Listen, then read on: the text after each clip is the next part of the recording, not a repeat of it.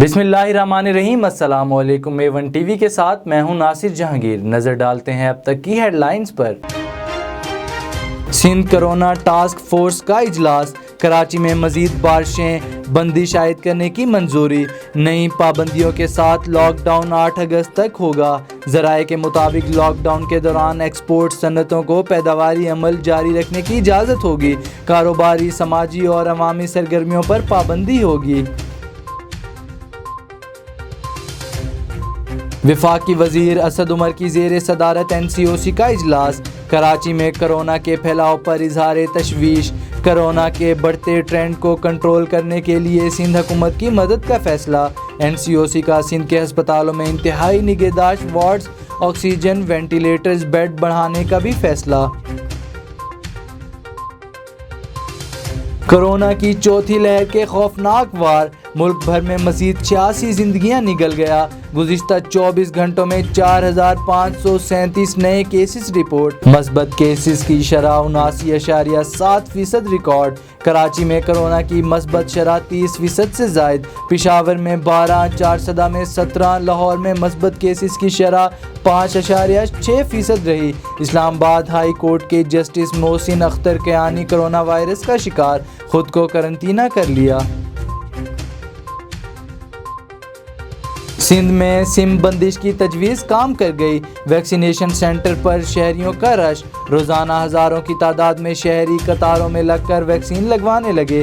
ترجمان سندھ حکومت مرتضیٰ وہاب کا کہنا ہے، شہریوں کی بڑی تعداد کو کرونا ویکسین لگوائی جا رہی ہے۔ اندازہ کریں غیر اہم موبائل فون سم کی شہریوں کے لیے کتنی اہمیت ہے۔ اگر ہم سب مستقل طور پر ماسک کا لازمی استعمال کریں تو سود مند ہوگا۔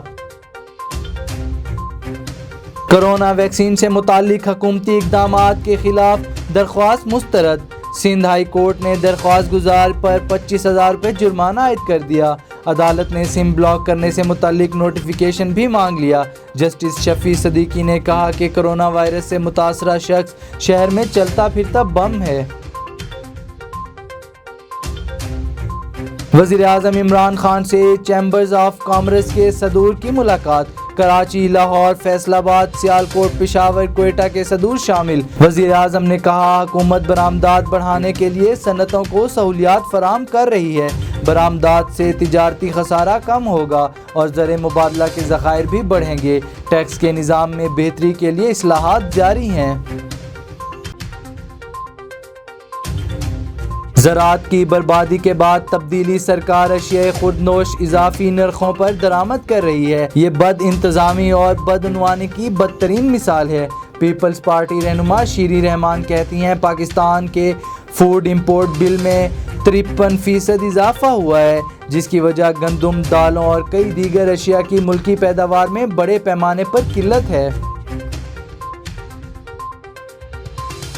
افغانستان میں سپر پاورز کارروائیاں کر کے چلی جاتی ہیں، نتائج ہمیں بھگتنا پڑتے ہیں۔ وفاقی وزیر اطلاعات فواد چودھری کا پاک افغان یوتھ فورم کے زیر اہتمام تقریب سے خطاب، کہتے ہیں پاکستان اور افغانستان نے سپر پاورز کی کارروائیوں کے نتائج بھگتے۔ اس وقت کوئی گروپ اس پوزیشن میں نہیں جو پورے افغانستان میں حکومت کر سکے۔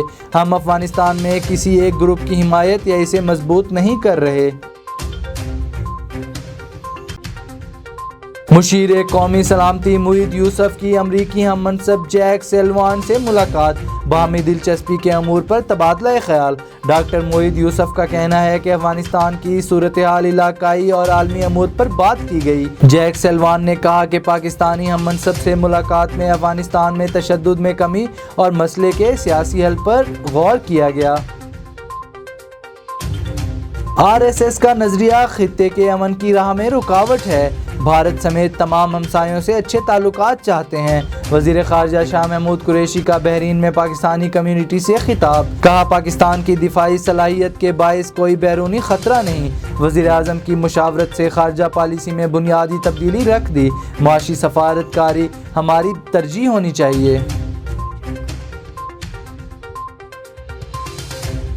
GHQ میں پیپلز لبریشن آرمی کی 94ویں سالگرہ کی تقریب، پاکستان کے تینوں مسلح افواج کے سربراہوں کی شرکت، आर्मी चीफ ने कहा, पाकिस्तान और चीन के मुनफरिद और मजबूत ताल्लुकात हैं, माजी और हाल शाहिद हैं, हम हमेशा मुश्किलात में साबित कदम रहे। चीनी दिफाई अताशी ने कहा कि पाकिस्तानी मुसल्लह अफवाज पाक चीन ताल्लुकात का कलीदी जुज़्व हैं।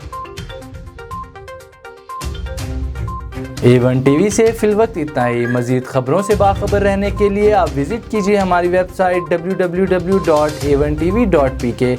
इसके अलावा आप हमें फेसबुक, यूट्यूब, इंस्टाग्राम और ट्विटर पर भी फॉलो कर सकते हैं।